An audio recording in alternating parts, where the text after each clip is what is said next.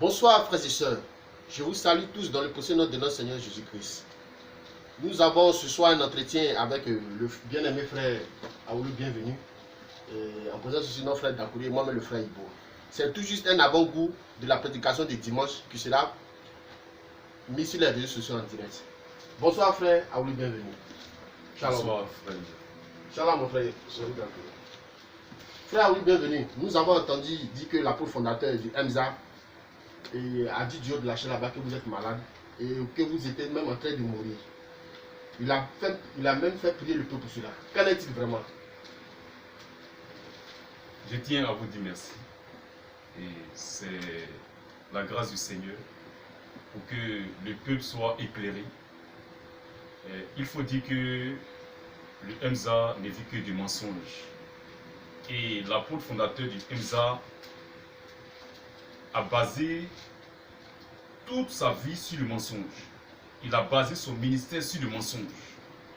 Et il faut dire que le mensonge est son cheval de bataille.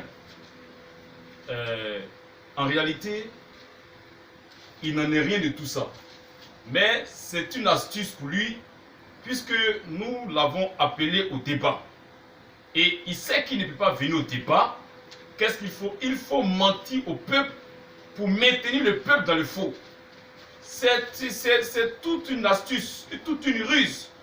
Sinon, en réalité, je n'ai jamais été malade. D'ailleurs, la maladie était un phénomène naturel. La mort même était un phénomène naturel. Tous ceux qui sortent du CHU, ce n'est pas parce qu'ils sont quittés au MZA qu'ils sont au CHU. Il veut faire croire que lorsque tu quittes le MZA, tu es malheureux, tu tombes malade, tu meurs. Mais c'est du faux. Tous ceux qui meurent, ce n'est pas parce qu'ils sont sortis du MZA qu'ils sont morts. La mort est un phénomène naturel. Tout cela pour mettre la peur dans le cœur des frères, dans l'esprit des frères, pour les empêcher de sortir. Puisqu'il n'a aucune arme, il n'a aucun verset, il n'a rien pour contrarier tout ce que nous sommes en train de dire contre lui. Donc il faut qu'il utilise ce mensonge pour mettre la peur dans le cœur des frères. C'est tout. Sinon, en réalité, je n'ai jamais été malade. Et depuis que nous sommes sortis du MZA, je me porte très bien. Je suis très en bonne santé. Et tous les frères se portent très bien. Par la grâce du Seigneur, bien sûr. Parce que Dieu veille sur nous. Dieu nous protège contre toutes ces ruses. Et vous voyez, vous me voyez. Je n'ai jamais été malade à la mort. C'est du faux. C'est faux et c'est faux. Au point où il va faire prier le peuple contre moi pour que je meure. Mais où est-ce qu'on est? Quelle est cette église où il n'y a pas l'amour de Dieu? En réalité, si le MZA était dans la vérité, je crois que quand nous sommes sortis, les frères, cet apôtre fondateur devait demander aux frères de prier pour nous, pour que Dieu nous renvoie la raison. Mais pourquoi prier pour qu'un frère meure? Mais je ne comprends pas. Où est l'amour de Dieu? Quel est ce Dieu qui n'est pas miséricordieux? Jésus même à la croix, il a dit, Père, pardonne-leur. Or, les gens sont en train de le tuer. Il a même dit, bénissez vos ennemis.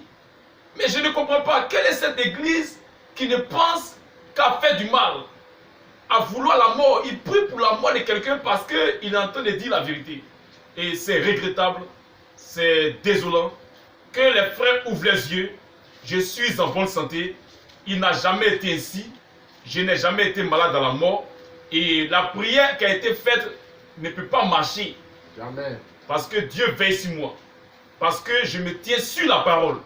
Donc toutes ces ruses du diable, prier pour que je meure, n'arrivera jamais. Je ne mourrai qu'au temps marqué de Dieu. Lorsque Dieu lui-même aura fini de m'utiliser pour faire son œuvre, c'est en ce moment-là qu'il me fera retourner à la maison.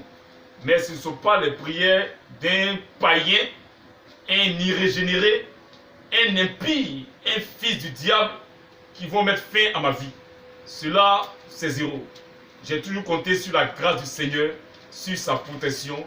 Et donc, les frères et sœurs qui sont encore au MZA, c'est le moment d'ouvrir vos yeux pour comprendre qu'on peut quitter du MZA et être en bonne santé et être libre et vivre sa vie sans avoir peur de quelque chose.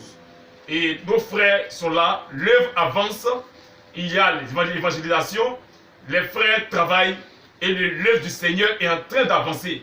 Et il faut dire que les fils de Dieu dans toutes les villes sortent du Emza. Et nous bénissons le Seigneur. Voici la vérité sur ce sujet. Que Dieu soit béni. Amen. Merci frère Aoulou, bienvenue. Vous venez tout juste d'entendre le témoignage de notre précieux frère sur sa santé. Nous avons constaté qu'il se porte très bien. Mais frère Aoulou, bienvenue. Nous allons aller sur la deuxième question. Depuis longtemps, le Emza prône la reprise du baptême. Et partout, c'est distillé, c'est véhiculé, même sur les réseaux sociaux. Et même aussi, nous avons constaté aussi qu'il y a des pasteurs de ces messages aussi qui prônent cela aussi. Comment vous pouvez expliquer ça, la reprise du baptême, en quelques mots? Gloire à Dieu. Et il faut dire que c'est une opportunité pour nous permettre de nous exprimer sur ce sujet. Nous avons appelé l'apôtre fondateur du Emza au débat. Il a fui. Et lui et tous ses sous-préfets ont fui. Parce que nous aurions voulu que ce soit un face-à-face où ils vont nous expliquer pourquoi ils veulent que les frères qui sont sortis de ce faux système-là, cette dénomination,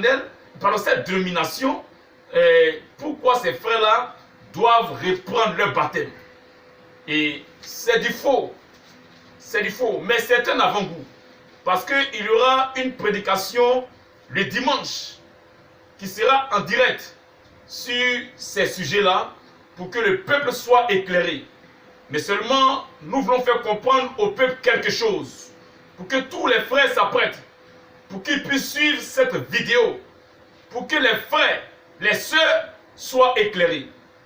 Quand quelqu'un te dit que parce que tu es quitté au Emza, tu dois reprendre ton baptême, ouvre tes yeux, tu es en face d'un païen.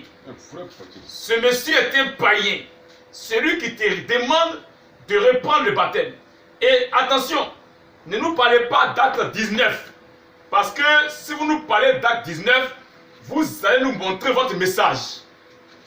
Vous allez nous montrer votre trace dans les Écritures. Nous savons de quoi nous parlons. Nous savons sur quoi nous appuyons, c'est sur la parole. Nous ne comprenons pas parce que l'apôtre fondateur est un faussaire, c'est vrai. Mais le message qu'il a présenté, c'est le message de l'heure. Jésus pouvait dire que méfiez-vous des faux prophètes. Ils viendront à vous en vêtements de brebis. C'est le message. Ils prennent pour faire une couverture. Quand Satan est arrivé en Éden pour croiser Ève, il n'a pas dit Satan, mais il lui a dit, Dieu a-t-il vraiment dit? Il a mis d'abord la parole devant. Et c'est après qu'il a injecté son venin. C'est la même chose. Jésus dit, ils viendront à vous en vêtements de brebis. Mais au-dedans d'eux, c'est des loups ravisseurs. Et même, ils sont des faux. Mais ils ont présenté le message comme couverture. Et c'est ce message-là. Parce que le diable sait que c'est la parole qui attire les fils de Dieu. Et c'est ce message qui a été présenté au début. Et c'est au message que nous avons cru. Amen. Nous n'avons pas cru en un individu. Non. Mais nous avons cru au message véhiculé par cet individu. C'est parce que les gens sont ignorants. Les gens sont limités. Ils ne connaissent pas, ils ne savent pas qu'il y a le mystère de l'iniquité. Où Dieu peut utiliser un païen, un fils du diable, pour envoyer ses enfants à la conversion. Et c'est ce que nous allons démontrer le dimanche. Et tous ceux-là qui parlent de reprise de baptême sont des païens. Parce qu'il y a le mystère de l'iniquité. Et vous savez très bien, dans Marc 16, 15 à 16, que nous lisons, Marc 16, 15 à 16. Marc 16, 15 à 16. Tout cela, c'est des assoiffés de gloire. Et c'est des gens qui veulent se positionner. Ils n'ont qu'à être courageux comme un certain Kakou Philippe qui a dit qu'il a son message. Il a montré qu'il est fils du diable. Il ne s'est pas caché. Qu'il soit courageux comme lui. Oui, Marc 16, 15 à 16. Marc 16, 15 à 16. Oui. Puis il leur dit. Puis Jésus leur dit. Allez par tout le monde. Allez par tout le monde. Et prêchez la bonne nouvelle à toute la Et création. prêchez la bonne nouvelle. Ceux-là, ils ont été mandatés par Jésus pour prêcher la bonne nouvelle. C'est la bonne nouvelle qui doit aller prêcher à toute la création. Continuons. Celui qui croira. Celui qui croira à la bonne nouvelle que vous allez véhiculer. Pas en vos personnes. Mais c'est la bonne nouvelle qui est véhiculée. Et celui qui va croire en cette bonne nouvelle-là, lui, Et qui sera baptisé. et qui sera baptisé par rapport à la bonne nouvelle qu'il a cru, lui, sauvé. il sera sauvé. Donc nous avons cru au message de l'heure. Nous avons cru à la parole. Et nous avons cru en cette parole, c'est pourquoi nous avons pris notre baptême. Donc c'est par rapport à la parole, par rapport au message qui a été véhiculé, que nous avons pris notre baptême. Et ce message est vrai, mais c'est l'individu qui est faux. Il faut que les gens comprennent. Il faut que les gens sachent que la Bible dit qu'il n'y a qu'un seul baptême. Lisons Ephésiens 4, 4 à 5.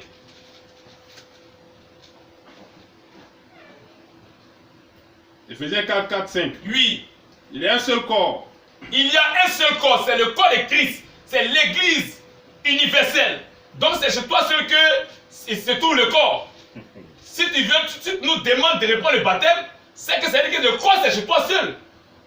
Il y a un seul corps. Or, le corps là, c'est l'église universelle, l'ensemble des fils de Dieu à l'échelle mondiale. Il y a un seul corps, oui. Un seul esprit. Il y a un seul esprit. Il n'y a pas deux esprits.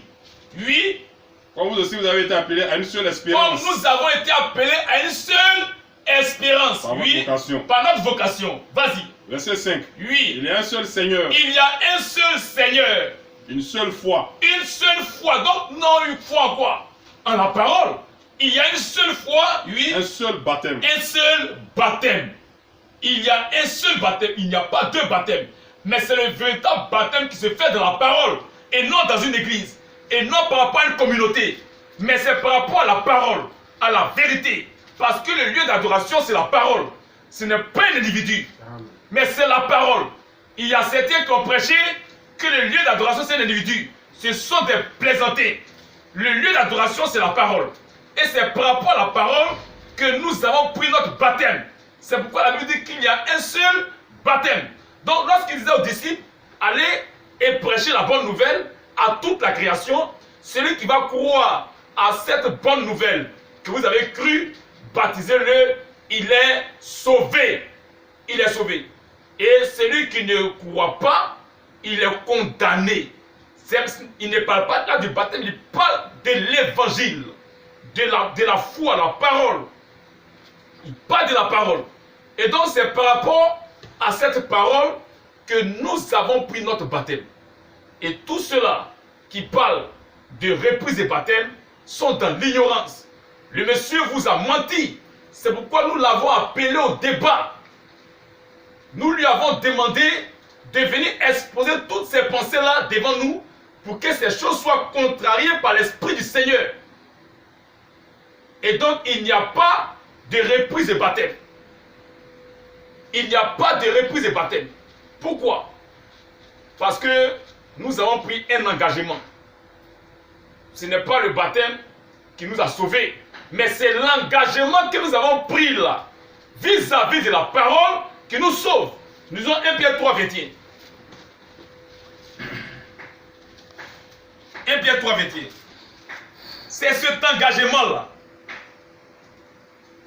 1 Pierre 3, 21. Oui.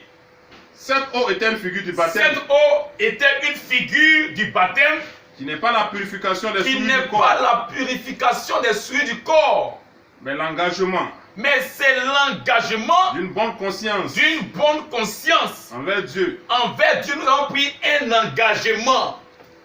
Nous avons pris un engagement envers Dieu d'une bonne conscience. On est convaincu que la parole qui est prêchée est juste. Donc, c'est l'engagement d'une bonne conscience envers Dieu, oui. Et qui maintenant vous sauve. Et qui maintenant vous sauve. C'est l'engagement-là qui nous sauve. Ce n'est pas le baptême, mais c'est l'engagement. Et donc, c'est de ça qu'il s'agit. C'est par rapport à l'engagement que nous avons pris vis-à-vis de la parole. Et le monsieur est un bandit, c'est un faussaire, mais il a présenté le message. Qui t'a dit que Dieu n'utilise pas un païen pour envoyer ses enfants à la conversion? Qui t'a dit ça? Lorsque Dieu fait un travail, il utilise n'importe qui. il utilise ce qu'il veut. Et tu n'es pas sans savoir que Judas a prêché l'évangile. Lisons Matthieu 10, du verset 1 jusqu'au verset 12. Mais il faut lire à partir du verset 4.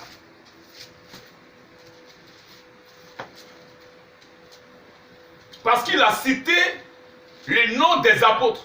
Judas était un apôtre, mais c'était un démon.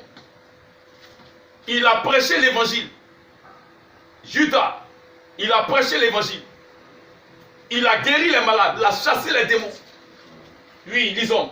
Puis ayant appelé ses 12 disciples, disciples, il leur donna le pouvoir de chasser les esprits impurs. Il leur donna de chasser, après le verset 4, pour avoir le temps. Verset 4. Oui, il a cité le nom des disciples, oui, des apôtres, oui. Simon le Cananite. Simon le Cananite. Et Judas l'Iscariote. Et Judas Iscariote. Celui qui livra Jésus. Celui qui livra Jésus, oui. Tels sont les 12. Tels sont les 12 que Jésus envoya. Après leur avoir donné les instructions suivantes, Jésus a envoyé Judas. Jésus a envoyé Judas en mission. Judas est un démon. Donc si quelqu'un te dit que Zobel est dans le faux, donc toi tu dois aller voir ton baptême, c'est un païen. C'est parce qu'il ne connaît pas le mystère de l'iniquité. Continuons. Tels sont les 12 qu'il envoya. Oui. Tels sont les 12 que Jésus envoya. Oui. Après leur avoir donné les instructions suivantes.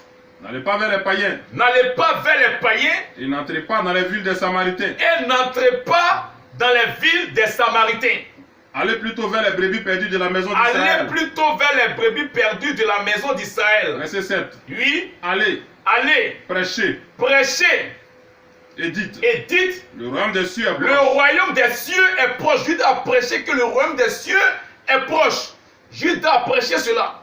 Il a prêché la vérité au même titre que les Pierre, les Jacques, les Jean. Il a prêché le même message, mais c'est un démon. Continuons. Guérissez les malades. Judas guérit les malades. Oui. Ressuscitez les morts. Judas a ressuscité les morts. Purifiez les lépreux. Il a purifié les lépreux.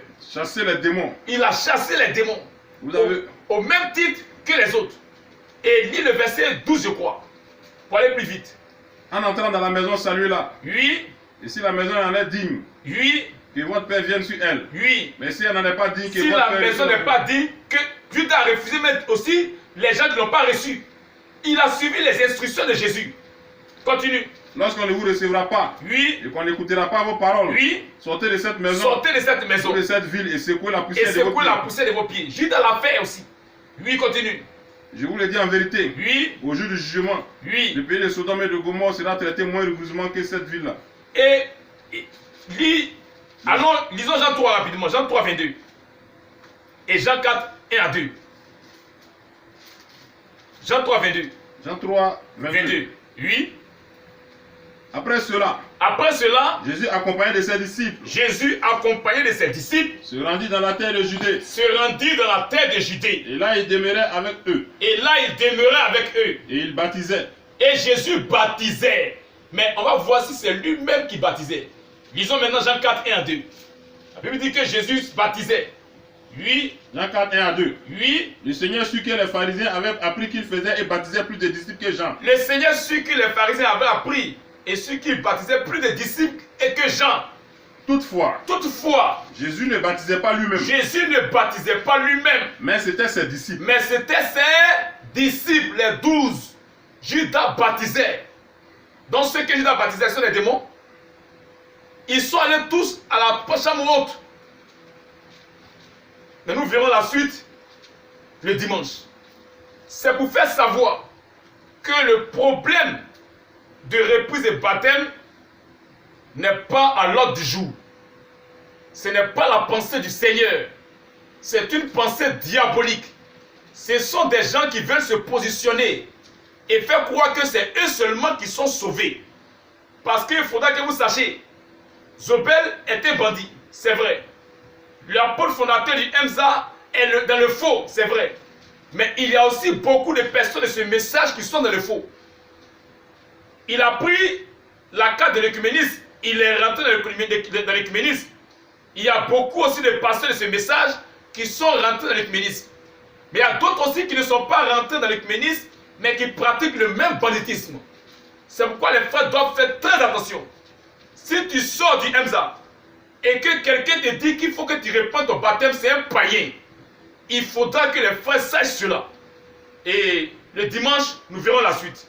Voici un peu quelques explications sur ce point. Merci frère, bienvenue. Concernant la reprise du baptême, il y avait aussi un autre point qui nous a effleuré sur l'esprit concernant cette histoire de père spirituel. Parce que nous avons vu l'apôtre fondateur ici, quand il était à son ici, qui disait qu'il communiquait la vie, et vous a posé la question, qui était votre père spirituel? Et qu'en dites-vous concernant cette histoire de père spirituel? Et que disent les Écritures? Si vous pouvez plus bosser ce point-là en attendant le dimanche pour plus d'éclaircissement. D'accord. Nous allons encore apporter un éclairage sur ce côté des pères spirituels. Mais le dimanche, nous rentrerons dans la profondeur. Nous rentrerons dans la profondeur sur la reprise du baptême et sur cette histoire des pères spirituels avec la Bible et les quotations du prophète. Et nous allons faire comprendre à ces faussaires-là qu'ils n'ont rien compris des Écritures. Cette histoire de père spirituel, c'est des gens qui veulent se faire voir, qui veulent se faire remarquer. Parce que si lui est ton père spirituel, c'est que lorsqu'il t'a baptisé, il t'a communiqué la vie. Et c'est sa vie qui t'a communiqué. Et donc s'il est dans le faux, toi tu es dans le faux. Mais il n'y a pas donc de reprise de baptême, parce que si tu reprends le baptême, c'est que tu changes de paternité. Si des gens ont cette pensée, et puis ils demandent à certaines personnes de reprendre le baptême, mais c'est des faussaires. Dans ce cas, tu es en train de changer de paternité. C'est clair. Est-ce qu'on peut changer de paternité? Bien sûr. C'est le banditisme. C'est tous des bandits. C'est tous des bandits. Cette histoire de père spirituel, je crois que la Bible est claire dessus. Les gens n'ont rien compris des Écritures. Il n'y a pas un homme qui peut te communiquer la vie. Parce que c'est ça, ils veulent prendre pour démontrer leur histoire de père spirituel. Mais le dimanche, nous allons démontrer dans les Écritures ce que la Bible appelle père spirituel. L'homme qui te conduit là, quel est son travail? Quelle est la raison pour laquelle il a été appelé père? Mais si tu veux faire débat de généalogie, tu ne t'en sortiras pas. Parce que ces messieurs ne connaissent rien de la généalogie. Ils ne connaissent rien. Ils croient que être ancien du message veut dire que tu as toute la connaissance. Dieu fait grâce à qui il veut. Et il faut dire que ce problème-là, les gens ne font que parler de ça depuis longtemps. Nous avions voulu qu'ils viennent au débat avec ce qu'ils connaissent, pour qu'il y ait une confrontation d'idées sur la parole, pour que les choses soient mieux expliquées. Paul disait à Timothée que fais attention, évite les débats de généalogie parce que c'est sans fin. Disons 1 Timothée 1, 3 à 4.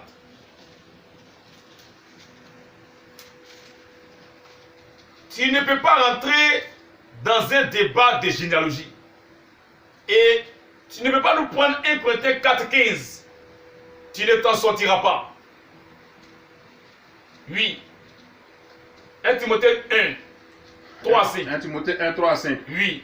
Je te rappelle l'exhortation que je te fis. Je te rappelle l'exhortation que je te fis À mon départ pour la Macédoine.